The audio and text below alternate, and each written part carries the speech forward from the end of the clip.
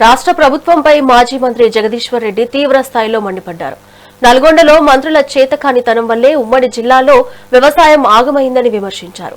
సాగర్ నీళ్లను ఏపీ యథేచ్ఛగా దోచుకుపోతున్నా ప్రభుత్వంలో ఎలాంటి చలనం లేదన్నారు. శ్రీశైలం నుంచి నిత్యం జరుగుతున్న నీటి దోపిడీని సాక్ష్యాలతో సహా చూపిస్తామన్నారు. పోతిరెడ్డిపాడు ద్వారా రాయలసీమ ప్రాజెక్టులను నింపుకుంటున్నారని ఆయన ఆరోపించారు.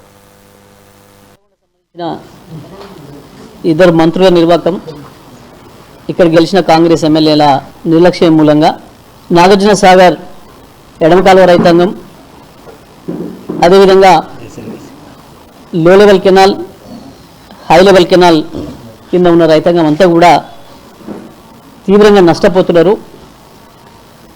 వాస్తవానికి ఒకవైపేమో ఆంధ్రప్రదేశ్ యథేచ్ఛగా నీళ్ళ దోపిడీ కొనసాగిస్తుంటే వచ్చిన నీళ్ళను వచ్చినట్టు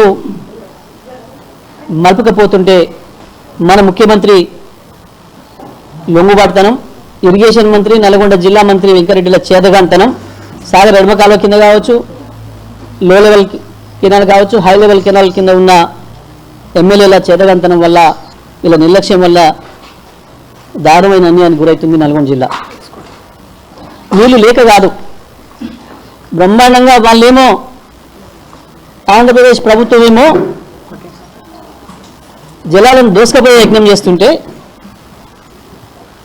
వీళ్ళు చేతగాని రంగల్లాగా మనల్ని మోసం చేయడానికి, నల్గొండ జిల్లా రైతాంగాన్ని, నల్గొండ జిల్లా ప్రజల్ని మోసం చేయడానికి యాగాల పేరు మీద మన దృష్టి మళ్లించే కార్యక్రమం చేస్తున్నారు.